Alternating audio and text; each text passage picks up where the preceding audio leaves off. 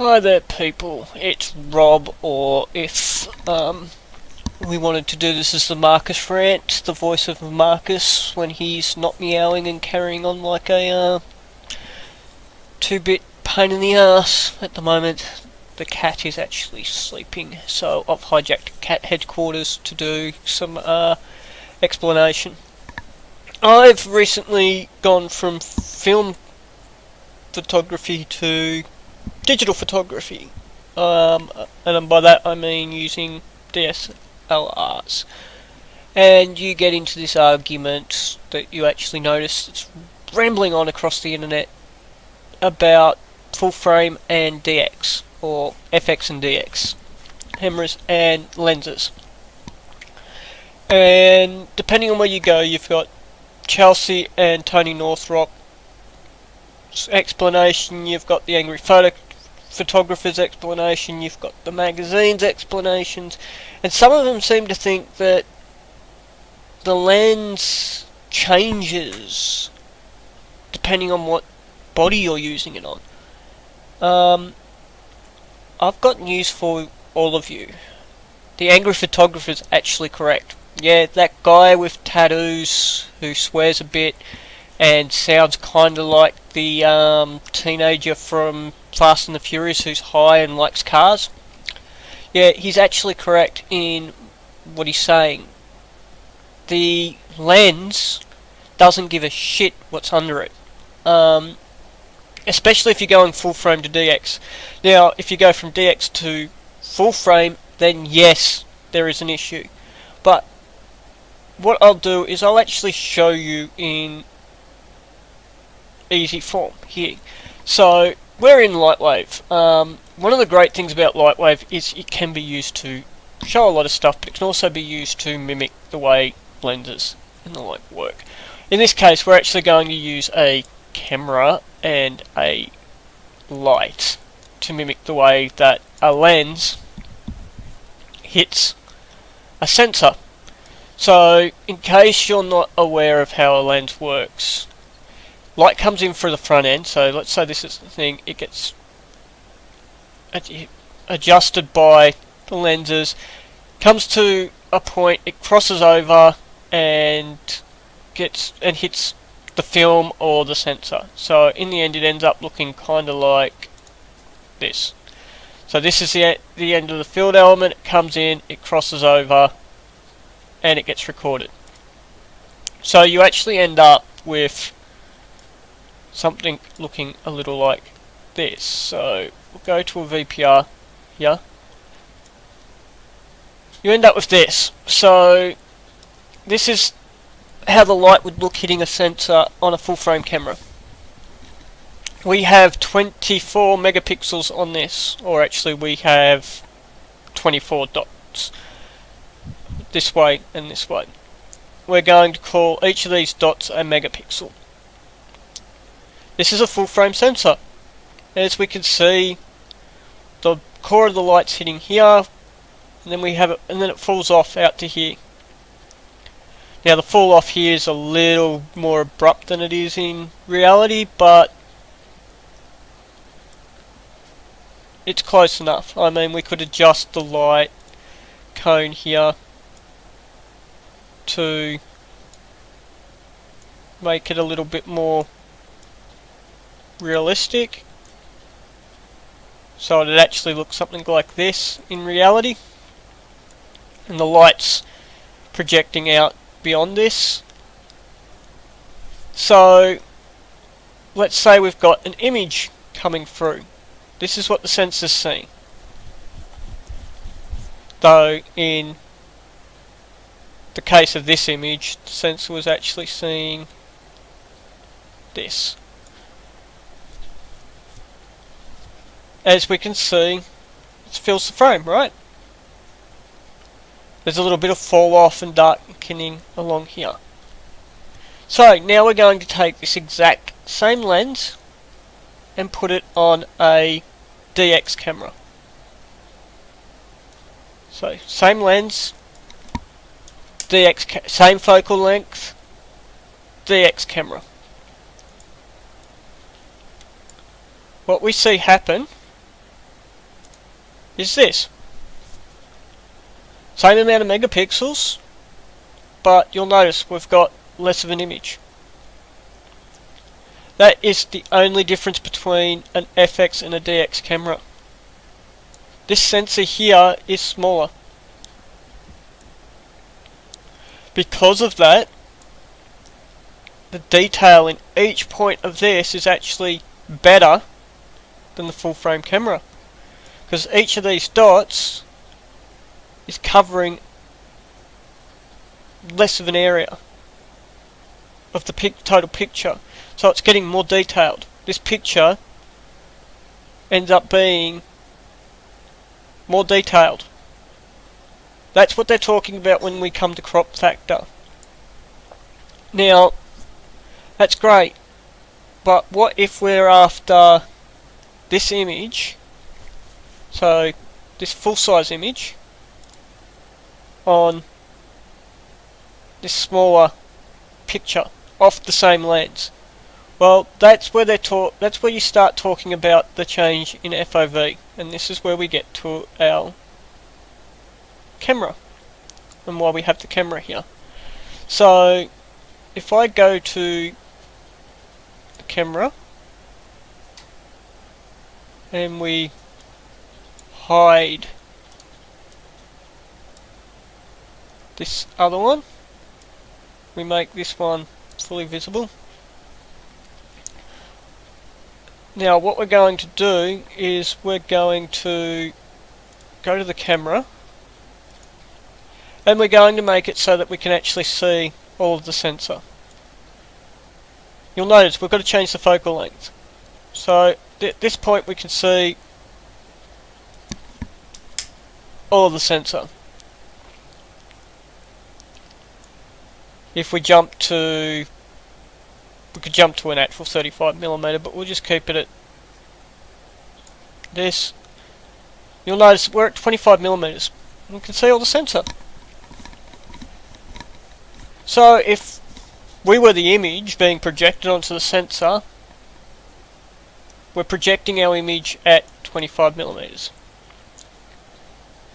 Now to get the exact same image on without moving the camera on the DX sensor, which if we bring it back in here, is currently this area here, you'll notice I've got to adjust the focal length.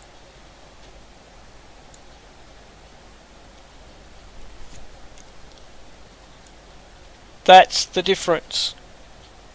To get the same picture, we end up adjusting the focal length, and we're going to actually get a different crop. So we get more detail. We get a bigger image, because in reality, we jump back to perspective here. So we're now getting this, but really,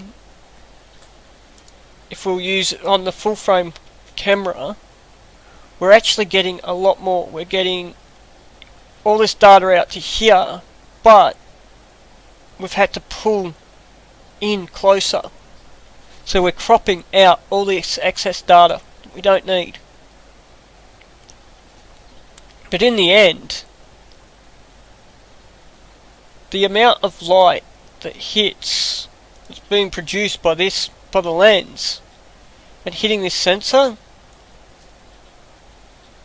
So if we come back out here, we turn this off, so we're just projecting light again. Come back here.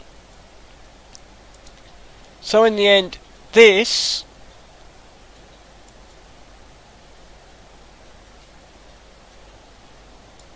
light doesn't change. It doesn't care if this is a full-size sensor, a DX sensor, your eyeball, a piece of glass, a piece of wood under it. It doesn't know. It can't change the amount. It can't change this amount of light.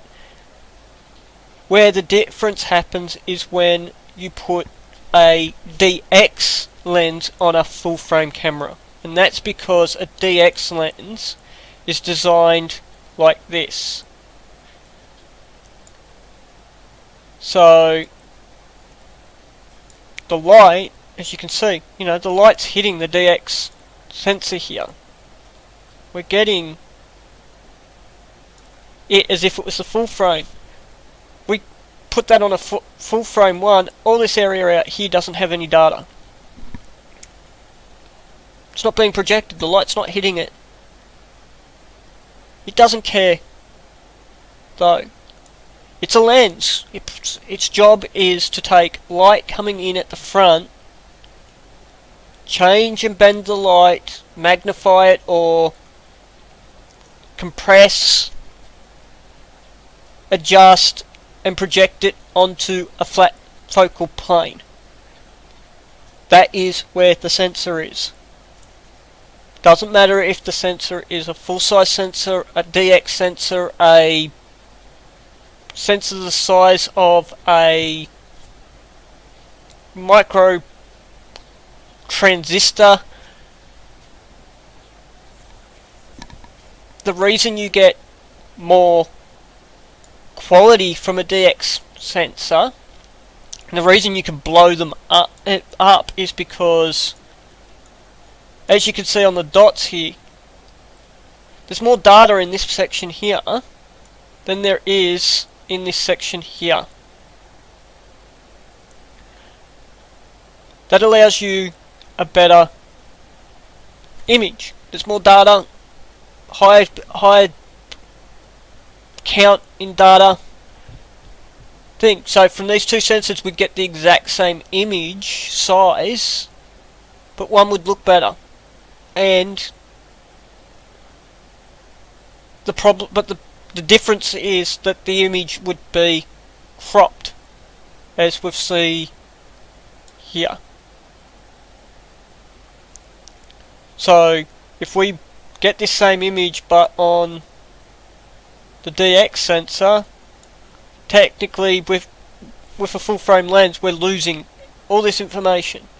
But this section here, the section we're actually getting, is far more detailed than what it was when it was out here, because the sensor has more pixels. You can get more data out of each of those pixels. The amount of light's the amount of light. Anyway, hopefully that tries to make some sense out of what you're seeing and what you're getting from the different sensors and the different frames and why you think. We could go into aperture and the like, and the reasons why the focal stops, why you get the equivalent of a different focal stop. In this, both Chelsea and Tony over at Tony and Chelsea Northrop Photos and the Angry Photographer are both right and both wrong. The reason that the focal equivalents are different is because the focal distance kind of changes. So because the focal distance is changing, the focal point and the focal width that you get from that point changes. But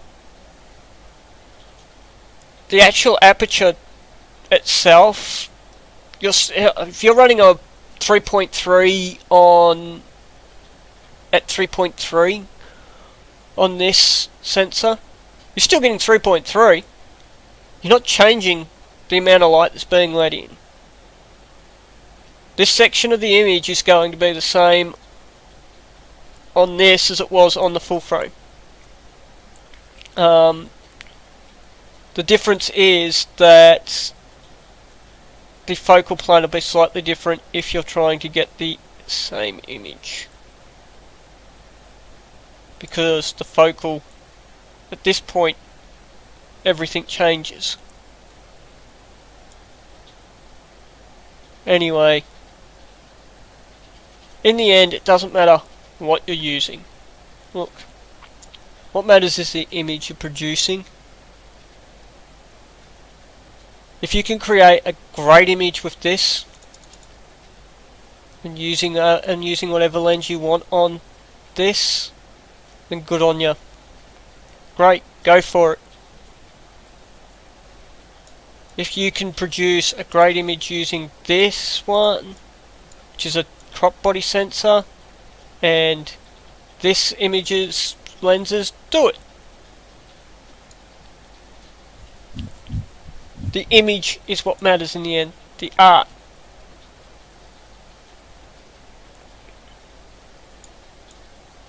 Nothing else.